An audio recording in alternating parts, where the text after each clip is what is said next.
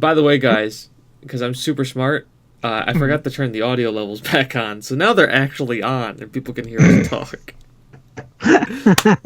So we kind of do it. High fives all around. I'm the best. Slow clap. Oh, it's okay. It's okay. Slow I'm just clap. clapping. Do you think I need to restart? Probably. Sure. Yeah, let's do it again. Rewind the tape. We're the slobberiest corgi ever. Okay, so let's restart and go. Welcome everyone to episode 36 of the Game Will Play Itself podcast. It's a Sunday fun day. I'm Will McKellar, aka Lard Team Maker, and joining me, as always, is James Atkinson. Hi, I didn't screw up this time. Are you sure? Yes, I'm sure. And also joining us, it's the other third of the show. It's Hergelman. Hello, ladies and gentlemen. And Doggy. Because Doggy and our special guest, Audrey Beyonce Hepburn, the corgi. And, you know, we might also have another special guest if he turns up. If he's about. You know, we can get him in a little bit. But if you want to see more doggies, if you want to see more videos, you know, help us out a little bit, better equipment, all that stuff, we do have a Patreon. And it's at patreon.com/TGWPIS. If you want to help us out, you can do. It's not compulsory. You know, you can do it if you want. But any help we can do would be fantastic for us. And that's the shilling done. We've got our usual news. We've got what I've been playing and shout outs, you know, when you can find us. So let's get on with it. So the first big thing is firmware 4.50. You know, we were talking about this last week. Got the hard drive. I bought the hard drive, which is nice, but I bought the wrong one to begin with. So I had to go back and get a new one without a hub built in, which is a smarter idea on my part. You know, there is a couple of bits with it. That's the problem. Basically, you can only put games on there. You can't put your game saves on there. You can't put any captured it on there. So you just have to have games on there, and you can't use a hub. I know some people are saying, yeah, well, I have a powered hub and it works okay on the PS4. I bought one. It was playing silly buggers, so I've had to do a bit of jigging about with having headsets and chargers on and so forth for my controllers. But yeah, I mean, after like 2 days worth of downloading stuff and putting it back onto my system, it's all good, ready to go. So, James, you were saying you weren't too fussed about it. Nah, like I said, I'm used to downloading and re-downloading games and deleting things, and it just never really bothered me because of how much I rotate through games. I just, like, if I'm playing it, I install it, it's on there, it's good to go. If it's not there, I delete it off, and it's just not a big deal to me. See, that's the weird thing with the PC. Do you do with a PC? I'm like yourself on that. There's a few games on my PC that I'm able to just go onto, you know, Steam and just uninstall when I'm done with them. But because it's console, because at times it takes fucking ages to actually download it all, I want it there. I don't know whether it's more of a case of because I just want my collection there and then, just in case something happens to it compared to what Steam. I don't know, but it's weird. It's a weird dichotomy that I'm not too fussed with it on PC, whereas compared to console, it's a weird thing. So next, this one I believe is a James story. Mass Effect. Yes.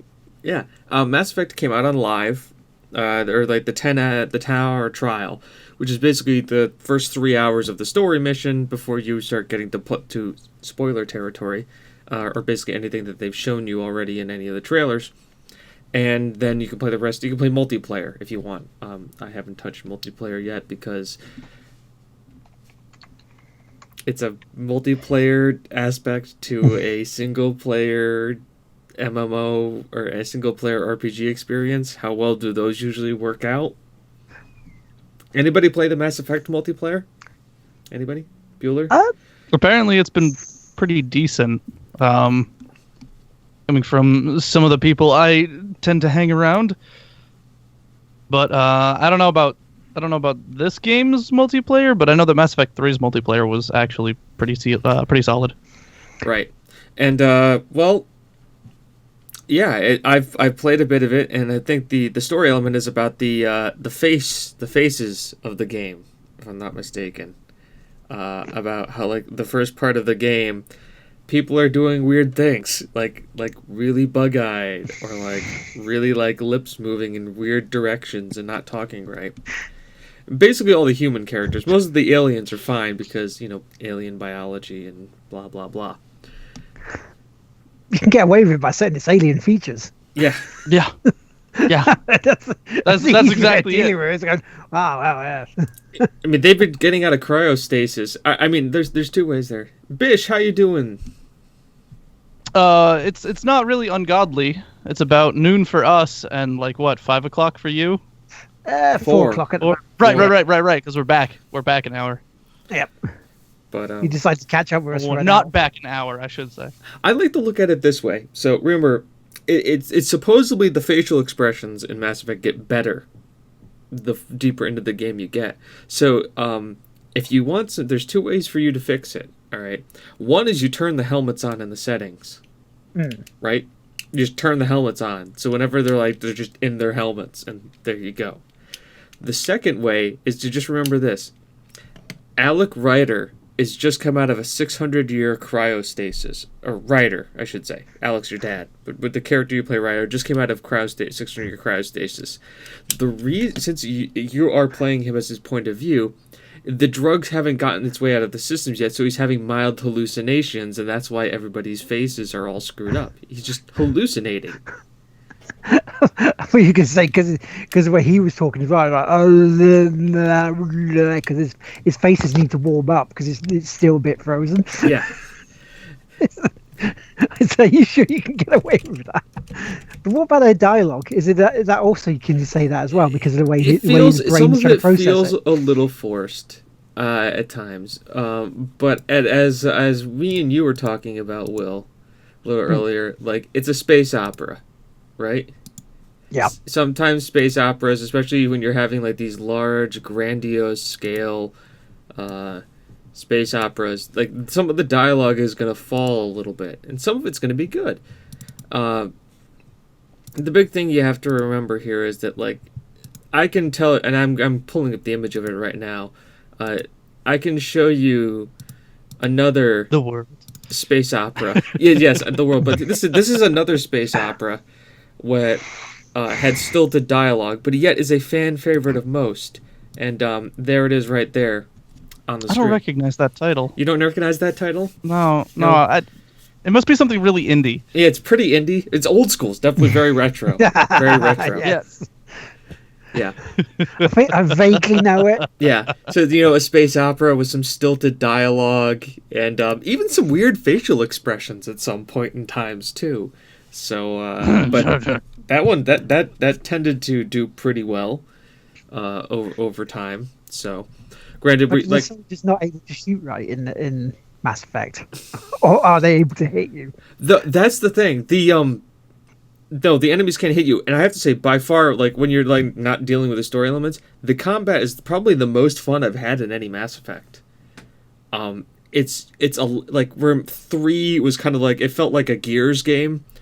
Run to cover, hit the wall, hit the button to hit cover, look over, shoot. The cover system is very organic, and it's very fast paced. Like, because with this jump jet, the fact that you can jump up and then dash, and like you can dash into cover with it, there's just so much more freedom of movement that, like, flanking maneuvers and stuff can happen so fast because you can just sit there and all of a sudden, like, you jump in the air and then all of a sudden you jump jet over to cover and then boom, you're in cover and you're already flanking the enemy.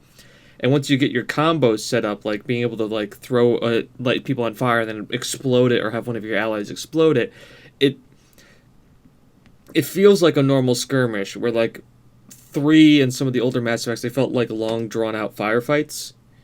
Like a Mass Effect Andromeda sequence of combat is over in about 15 to 20 seconds. But it feels like a chaotic, like, you can plan, set up your guys, then combat hits, everything goes out the window and you have to improvise it, and then once you've got it improvised down, and then boom, it's done. And you're like, wow, that just really just happened. And to me, it's more enjoyable. So would you say it would set up for more sort of here's one area like kill zone area, a kill zone area, boom boom, battle done. Next one, oh look, here we go again, same thing. So in little blocks before the next big piece of story, or does it, from what you've played so far, split between it? Give it a bit of variety. Well, they dropped us down on the first planet, Eos, and it was like, okay, base is fucked. It's not compatible. So figure out what happened to the base. All of a sudden, set piece, story piece. Oh, here come the bad guys. Clear them out. Get your Mako 2.0, because it is the Mako 2.0. Let's put it this way. I play the game on mouse and keyboard. I drive with a controller. Because the sensitivity is lower on the controller, so I can handle it. So you've actually got the Mako working though this time. Yes. Because we know how bad it was in the first one. But they kind of throw you onto the planet, and there's different markers and objectives that you can find, and they basically, all right, here's your 3 story objectives. But also there's like other quests that have you jump in there, and you can kind of like, one of them was just like a guy's brother died on the planet, and they both had like 2 medallions, and he wanted his medallion to be where his brother passed away on the planet, and it was just climb up this side of this cliff where his brother died and put the medallion there. There's no combat, no nothing, just that was it. Nice little sentimental story bit. And I did blast through a lot of the main story real fast, but it seems like with this game, like any Mass Effect game, it's the meat of this game is going to be about exploring and finding out about what the world that they've built for you. Man, we've been playing a lot of open world exploration games lately, and I feel like I've been saying this a lot, but it seems like that's the way it's go, especially because you have like your main set pieces, and you're like, okay, we know there's going to be a fight here. Or sometimes there's a puzzle to discover. But what I can say is get used to scanning everything, because that's how you get R&D points to create gear. And then get used to just talk to everybody, because you'll get throwaway lines that will end up becoming like quests later on.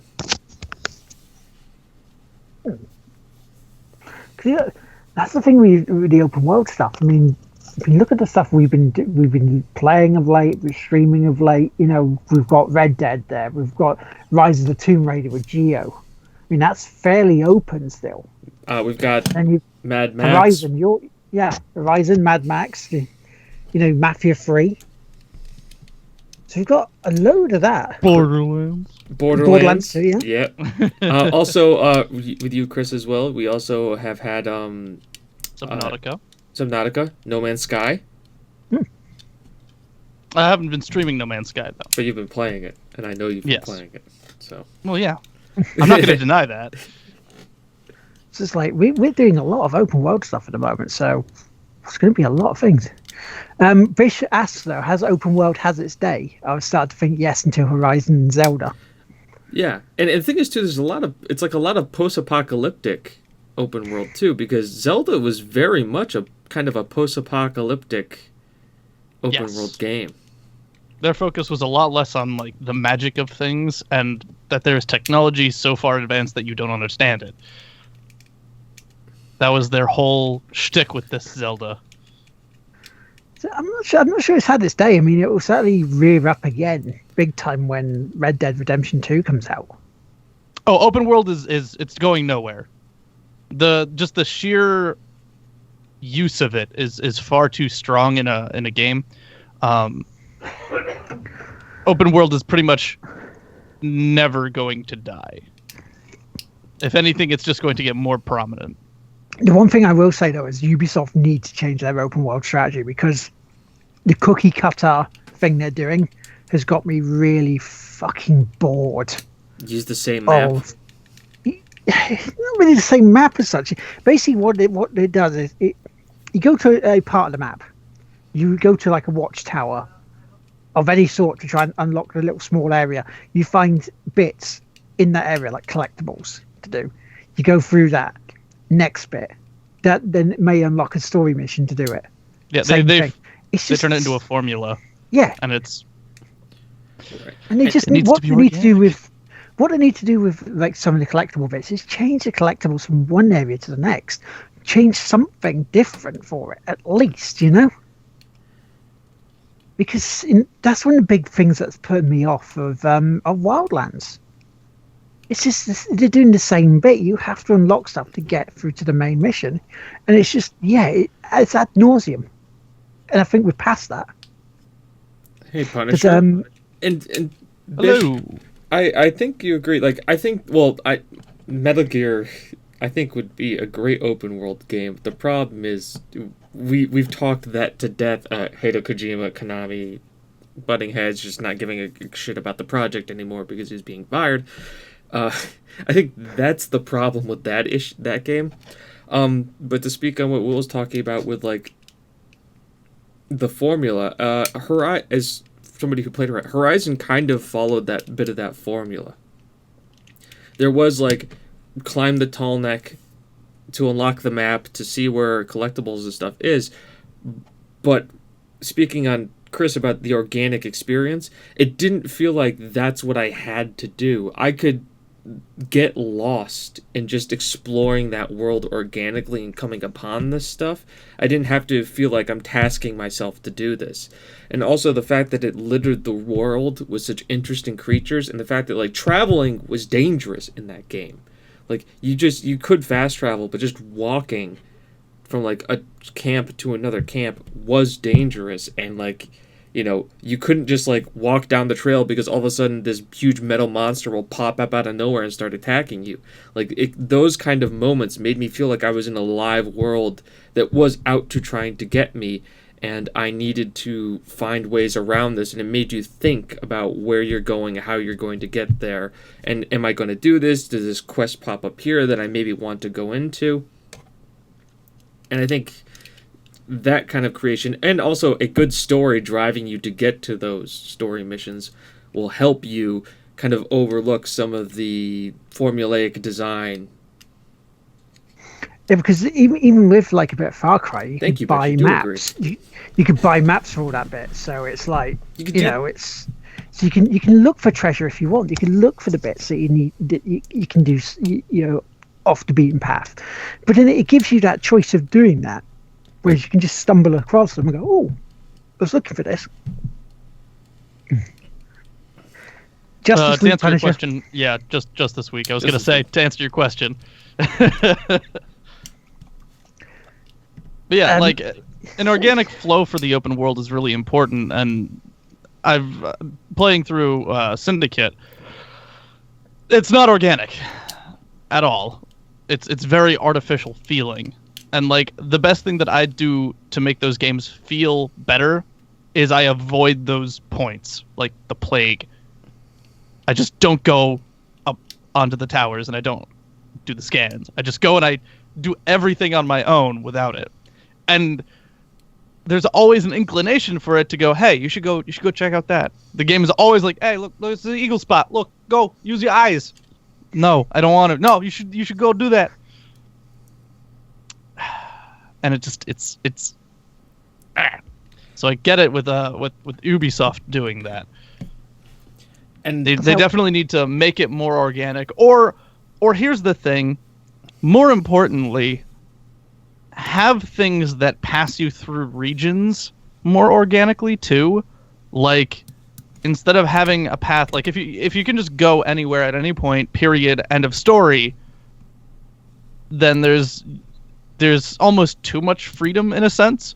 But like if there's something directing you, like let's say with Far Cry, there's a band of mercenaries or whatever you're fighting in the particular instance, and they are moving through this one territory, and there's clearly no way you can defeat them immediately, not as it stands, but it guides you loosely around them towards something that can help you get there. Something that has some level of direction giving that isn't just a waypoint. Because that's something that is very reliant on a lot of games are waypoints and not a lot of path choices. Yeah. And Which I don't know if Horizon Zero Dawn has that because I haven't watched a playthrough because I want to play the game for myself. I don't want to get spoils. That was kind of that's my reaction as well. It's like I'm avoiding people's streams. It's like I watched a bit of James's playthrough, like the first hour. So yeah, the first hour or so is like a perfectly fine amount to watch because you're not going to spoil any major pieces. Yeah, I'm going to spoil the first hour when of the I start game. playing, I'm now going to know what happens when I start playing. Oh, tragedy. Yeah. So, but yeah, I can understand that perfectly, mate. I'm doing the same thing. It's I've seen bits of things later on, but they're partial side quest stuff, and I wasn't really paying attention to it. So it's just, but when you start getting into the story, it's like, no, close, quick, close. It's almost as if you're getting caught watching porn. You try to move that fast. Just cut Pretty it much, off yeah. quick. That's pretty much just, yeah. With anything you don't want spoiled, you just kind of porn close it. Being asked, will I be avoiding the Mass Effect Andromeda streams as well? Ooh, that's a good question. I don't think I'll be avoiding them. I don't particularly care because I'm going to hold off on Andromeda until after Rest. I'm just frustrated at the facial animations because as someone who has a degree in animation, why? Now, I'm going to be playing it. Roll with it.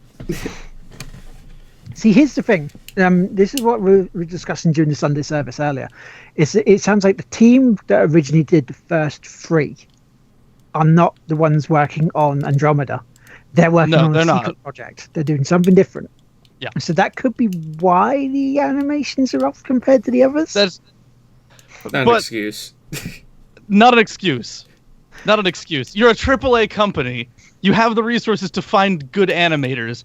You could go to any animation school, find the best animator, and go, you work for me for cheap. And they will. Because they're EA. And they're BioWare.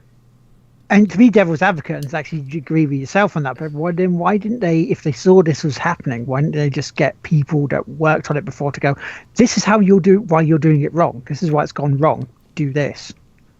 Why didn't somebody say the same thing to Hello Games for No Man's Sky when they saw it going wrong, but they were still being pushed to push it out? EA says, we promised the game. Well, that was Sony. Sony promised it. Yeah. But I'm saying for them, for Mass Effect, they're saying... Well, here's the thing. They also went on record saying there will be no patch. There will be no fix. Like...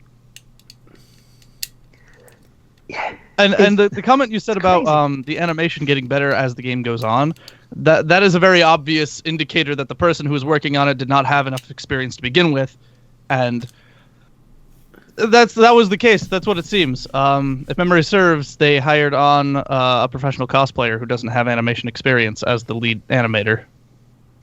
Memory serves. Because that's what Tuck and I were talking about yesterday in the chat. It sounds like they started out with someone with work experience and they went, hang on, we shouldn't have put them on there. Unless the person was just there for acting reference, which in that case that's perfectly fine, but like it looks like they also said that it's not going to get fixed with a day 1 patch. Yeah. So it will be coming. It's just later on. Okay, so yeah, I ended up getting cliff notes for their reaction, so it's not like I wasn't digging super deep. I was just frustrated that they didn't hire. Yeah. So the exact one is at day 1. No, that ship has sailed. We have more patches later on, but when exactly it goes into them is still in discussion. Was okay? So it's them dancing around the topic. True. Yep. Oh, hold on. I gotta close the door. 1 second. No worries. But we'll use that as a segue to opening another door on another news story, which we looked at. And it's down to PS Now, the Sony's game streaming service. To try and rival Game Pass from Xbox. They are including very soon PS4 games as part of this. So basically, like with the current set with PS3 games, PlayStation Now's PS4 titles will be playable on PS4 and Windows PC with cloud saves, allowing you to resume your progress should you switch between platforms. They will also say that PS4 games will not require a separate subscription, but will be included, which is nice, which is how they should do. But it hasn't said what games will be available at launch. It's just they're just saying that 483 PS3 titles are on there. So, but it's saying the service has only so far been reviewed for the US, not the UK. So we're gonna have to wait, as usual. I'll tell you Is this how it access? is. PlayStation Now. The PlayStation PlayStation. access. Yeah. Yeah, Yeah, but the thing is, though, Punisher, saying it should be free, that's like saying that Game Pass from Xbox should be free as well, and it's like a separate service. So I can see why they're charging for it. It's just a case of it. If they're charging a monthly fee, then at least, if you're willing to buy it, are they doing discounts the same as Xbox if you want to buy the full game? Anybody using PS4, let us know. Or PS4, PS Now, let us know.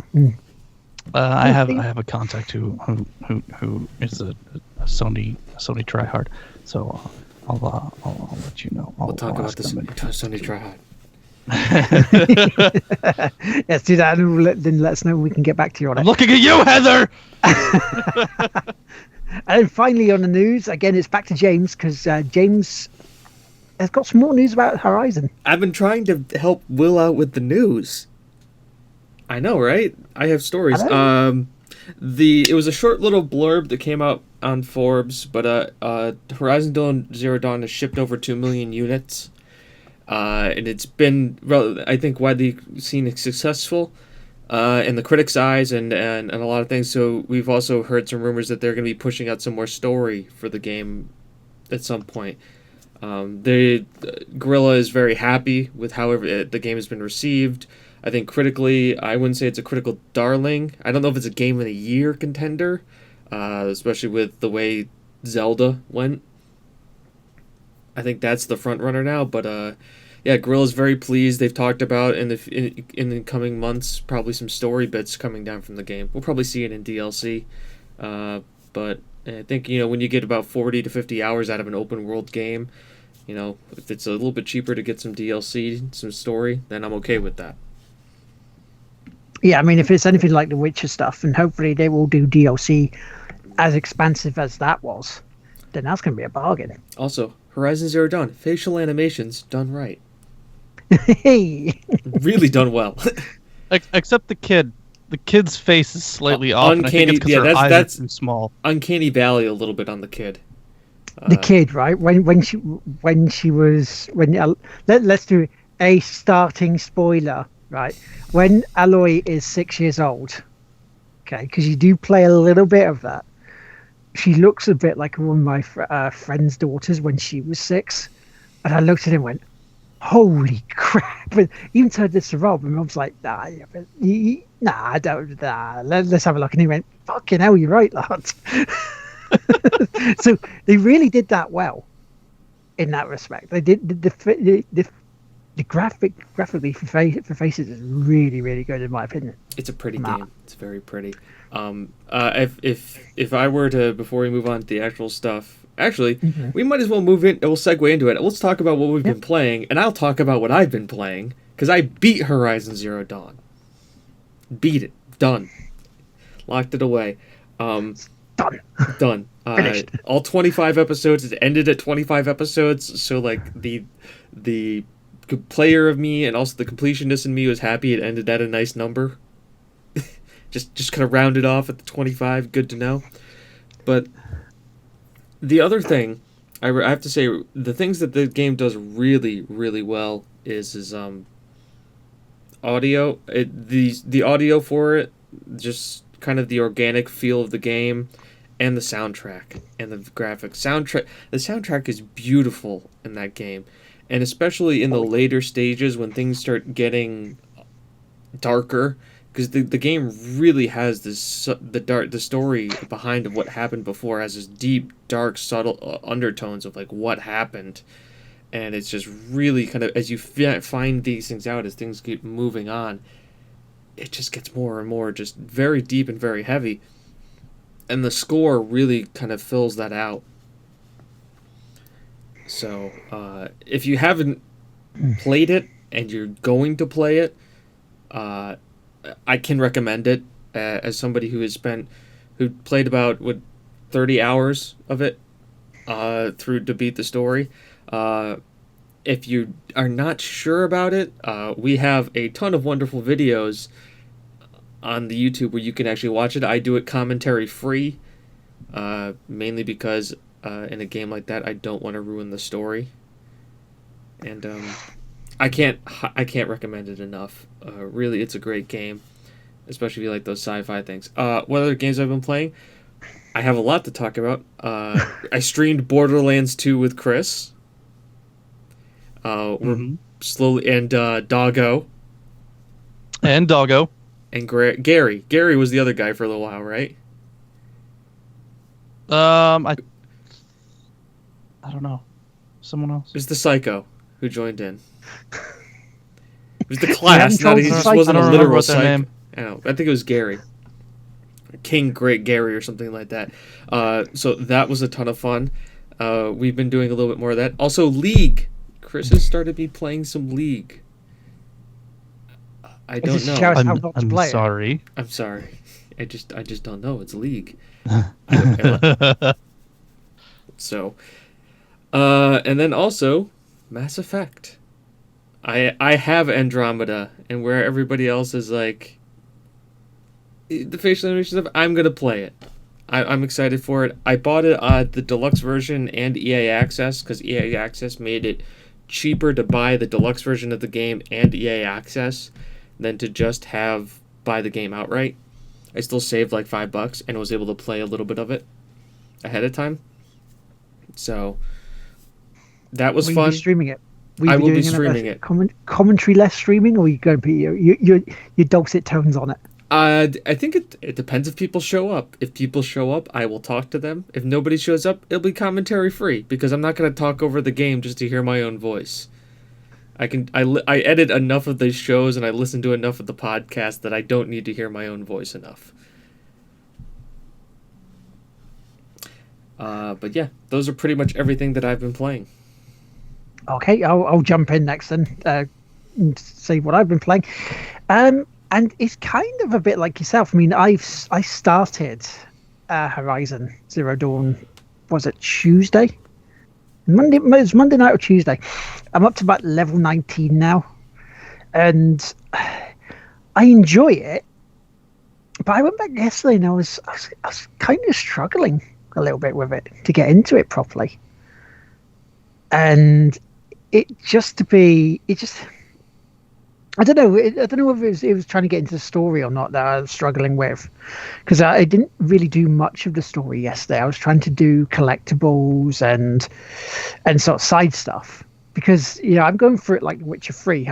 Remember when I was streaming The Witcher 3 and you saw me go look through the missions? I saw like the level numbers and then going through the lowest one and then working my way up. Mm-hmm. It's kind of, I'm doing that same thing.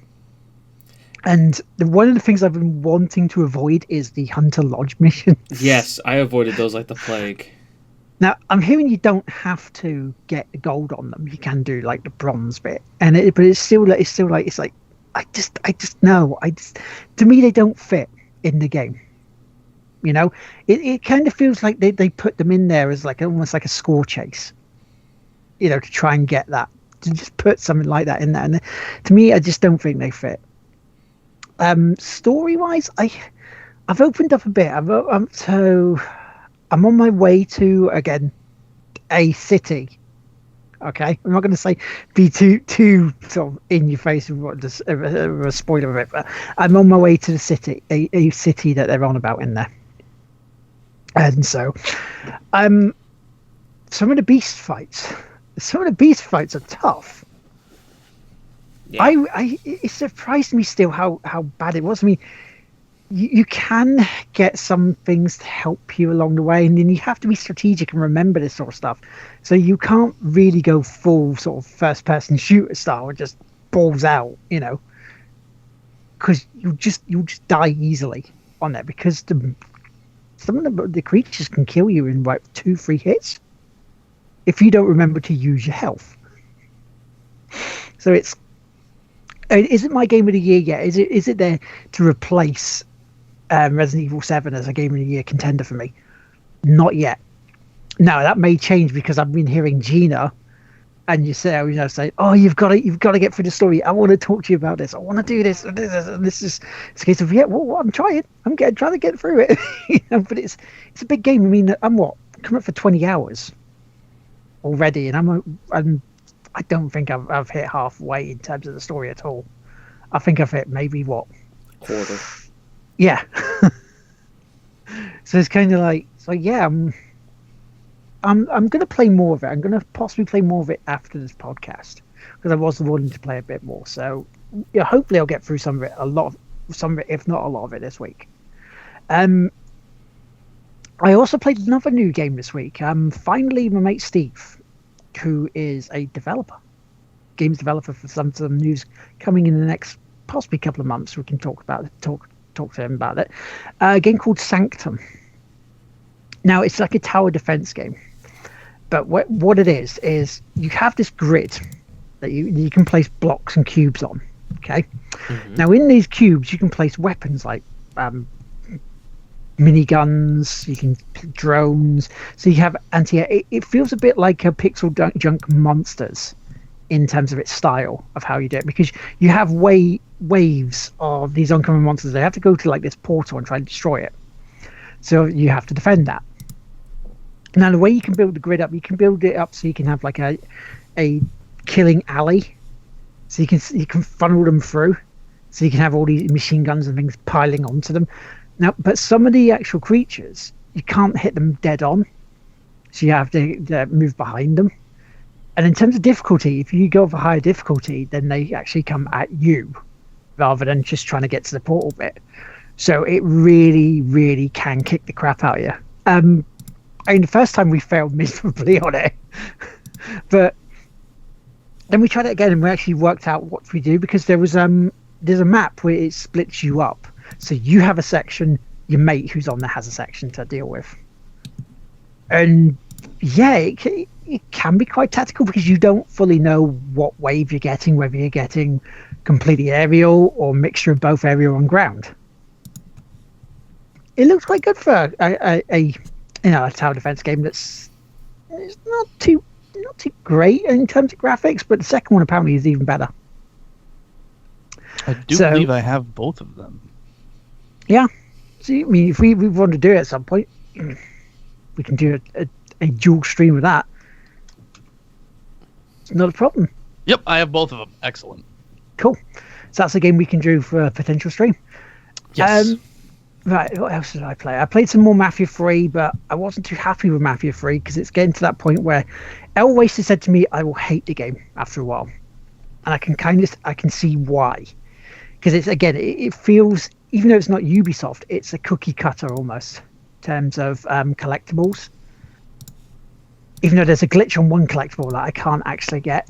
Now, I don't know whether it's down to whether I have to unlock this bit in terms of a mission, or it's just there, but I just can't get into it at the moment because the doorway is just not showing up. So I'd have to look at that and go back. But yeah, the reason I wasn't happy with it was I did sort of little side bits to unlock the next sort of mini boss in the area, to try and take over a section of the city to go after the big mafia boss that's controlling it. But I just didn't feel like it did enough, It just felt like I did nothing for those 2 hours because of it. And so, yeah, I was disappointed in that. And so I can kind of see where Oasis is coming from with it, because if that's how you're playing for hours on end, it's going to get boring really, really quick. I'm not going to talk much about Zen Pinball because, again, yeah. Rainbow Siege. Rainbow Siege, yeah, it was fun, but yeah, we did a clean sweep in an online match earlier, which was nice. I got the winning shot as guy was sort of prone, he was crawling across the door. I'm just waiting around there and just bang as soon as he came out. So that was fun. Nice win. Red Dead Redemption. Red Dead Redemption I'm happy with because I cleared out Mexico today. That's done them back to the US. So it's like I think I've got about another 3 weeks worth of streams for that, which is nice because it's bringing people in, and people remember this as it's a really good game, and it's bringing hype for Red Dead Redemption 2 as well. So you're bringing people in, you're not keeping them out with the wall? No wall. Best wall, big wall. Big wall, best wall. It's gonna be the greatest. People coming in to watch my game. You're making sure they're not paying for it. Yeah. Yeah. I'll be paying for it in tax, don't you worry. Star Wars: The Force Unleashed. I've been continuing that. Ready for more copyright claims on our YouTube channel, so we can't post them. Yeah, the more copyright claims. They're happening. I'm really starting to hate this fucking game. Talk about facial expressions, by the way. Yeah. Yeah.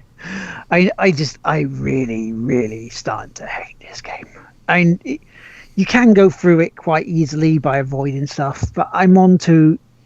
It's kind of like a boss fight where you have to use the Force to pull down the Star Destroyer. Oh, that is the worst thing ever. Because at times, right, now when you're trying to set it up, because I'm using the controller and twin sticks to try and get it to the point where you can pull it down. Now you only have a certain amount of time before the next wave of TIE fighters come at you. And defeating them, making them blow up is not straightforward, is it? If you're trying to use your lightning against them or using the Force to try and push them against it. And it's just... Yeah, so I'm on that bit now and I almost beat it. I almost beat it off stream. I had to look on YouTube to see how far close I was to it, and I was literally about 2 seconds away from beating it. And you sort of, when you see that and you see how close you were, you go, for fuck's sake, because it's frustrating. Punisher, it's Star Wars: The Force Unleashed, where you play Starkiller and, Vader's apprentice. So yeah, and also, when I'm trying to stream it, the sound keeps going weird. Every time. Every time I seem to have sorted it via XSplit, next week it just goes completely wrong. So I have to sit there for about 10, 20 minutes just going...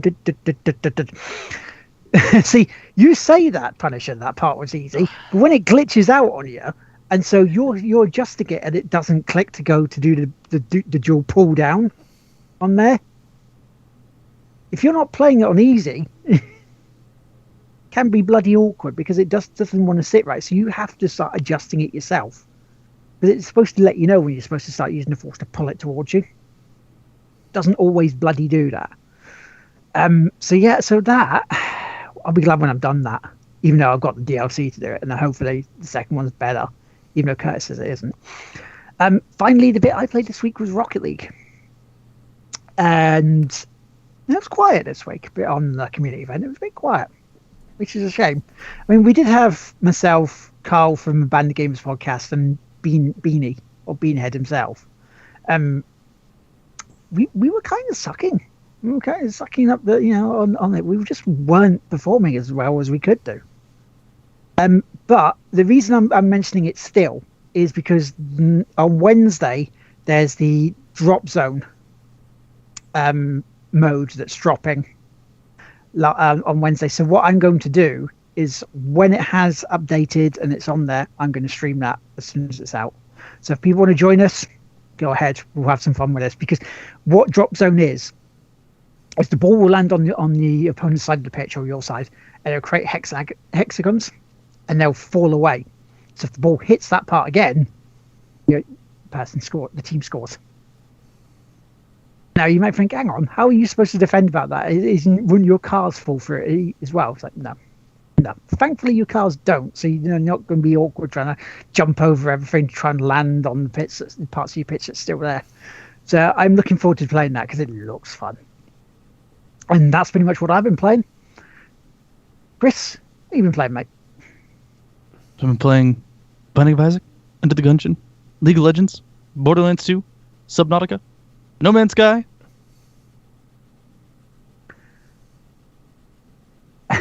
Someone else? On Unreal. Unreal Engine 4. I wasn't exactly playing that. That's for work. But Yeah. And how are you finding Isaac? Are you able to do the daily challenges okay? Do they tell you what the daily challenges are like, or No, they don't. It's you just jump in and pray to God it's not awful. Which is like every Isaac run. It's true. You jump in and pray to God it's not awful, and more often than not, it's pretty awful. Enter the Gungeon is similar in the fact that you have stages and rooms to go through, that it's rogueliked, and that there are secret rooms, but it plays very, very, very differently. It feels very, very, very differently. It's a lot more bullet hell-ish. And speaking of bullet hells, we did do our Rocket Android giveaway, and I got shout-outs from Rocket Android themselves. So a special shout-out and thanks to that team for doing that. Great people, lovely people. And I'm gonna get back in contact with the lead dude and see if he wants to come on for an interview sometime on here. Oh, nice. Yeah. And speaking of games, before we move on to shout-outs, I'm hopefully soon going to be playing at least one of these. Like that. Tickets Ride, the European edition, right? Then if you don't want a Europe edition, you really want to be a bit more homegrown, you can go UK edition. But if you want to stay in Europe and go, but I like trains and I want to use them, but I don't want to play as them. I want to play something a bit darker. You can pick up Dracula and play or a Vampire Hunter, try and kill him. So I've got to try and play those at some point. We've got a session coming up next week, don't we, Chris? Yes, we do. Next week is another session of Dungeons and Dragons, Hey. featuring myself as the Dungeon Master and James as our Paladin. We have Polo and Sam, who you can find her at twitch.tv/Polo and Sam, playing our fighter. We have Zadmar36, I don't think he streams, playing as our ranger, I think. I think he's the ranger. We have the Rower Man. You can find him at, I don't remember if he's a 0 in Twitch or not, but the Rower Man. I'm gonna double check to see if I have him on here. I'll just drag and drop. But he's playing our Warlock. We have Ulysses, who's our Druid. Druid who can't talk. That's our full Druid. Not can't talk, but won't talk. Yeah. He's just a walking tree, then, is he? Like, She. well, fine. She is a walking tree, then. No, she just... She just doesn't talk. It's more like... Why have long, drawn-out conversations when you can convey the same meanings in 2 words? Exactly. And then why try to use more than 3 words ever? Yeah, Even when the message is not conveyed. Not goblin. it's that whole theory is like, Not goblin. why do I What you need mean? to... That's totally a goblin. Not goblin. Let me try and touch the book. I would try and be nice and say go away, but it's like when fuck off will do. It just really works. Just remember, not goblins are very protective of their books. Yes. Especially when... And very fond of slapping people's hand. But they're trying to touch your books. I was trying to touch their book, and it was like, what, a good hour, like 4 hours of walking with my character trying to touch the book and then slapping it away. Yep. Because my character's stubborn. Shout-outs time. There's one I want to do, and it's to Steve McNeil and Sam Pamphilin, who they on Friday did a 12-hour charity stream for Comic Relief, and it was for a game called Game Raisers. And basically, the part of Comic Relief they were raising money for was for homelessness in the UK, and they raised £2,500, which is fantastic. So I want to, give them a big, massive shout out because that was really awesome, and it was a lot of fun to just hang around with and watch the guests come in and just muck about playing games for 12 hours. So yeah, big shout out to them. You got any shout outs, James? Thanks for Chris for letting me join his streams. we could say get well to Yebir, who's been a little unwell over the past few days, and Keith, who is potentially going to join us on stream this weekend, but it looks like he might still be ill. So get well soon, guys. Best of health, friendos. And yeah, that's just about it. I mean, you can find us on on our usual bits. You can find me as Lord Teammaker across the board. You can find Chris. You can find me at Hergelman on Twitter, at twitch.tv/Hergelman, and the brand spanking new, because I hit 100 subscribers on YouTube, you can find me at youtube.com/Hergelman. I got rid of the word "the," so everything is a little more unified. So it's youtube.com/Hergelman, twitch.tv/Hergelman, and Twitter as at Hergelman, or twitter.com/Hergelman. I think that works too. And of course, you can find James at his usual bits. I'm TGWPIS. Exactly. See, there you go. You don't need anything complicated. It's just TGWPIS, Hergelman, Lord Teammaker. and Lord Teammaker. You just search those, Yep. you find us. That easy. Yep. And that's it. I simplified the YouTube, because now it's not like, oh, which one has a random word in it. It's all the same now. It's all unified. I'm really proud of that. And we're getting closer to be able to get our custom URL on YouTube. It's true. We're currently 12 88. away. Yeah, 12. 12 away. 12 away. So we're almost there. So any subs, if you haven't subbed already, would be greatly appreciated. And on that note, that's it. We want to thank everyone for joining in today. We want to thank Punisher, want to thank Simmer, want to thank Fish Fingers for being in, and Boo, who's lurking around there somewhere. And Fragmented Commentary, who just subscribed. Hey, fantastic. Because my alerts are working now. Hey, awesome sauce. Joke's on you, that's me. It is. Good times. So yeah, so next week we're looking to have a guest on the show. He's been on in our past incarnation with Game Chatter. So big guest. We'll let you know close to the time who it is, because we don't want to give the game away too early. You just got to come and watch.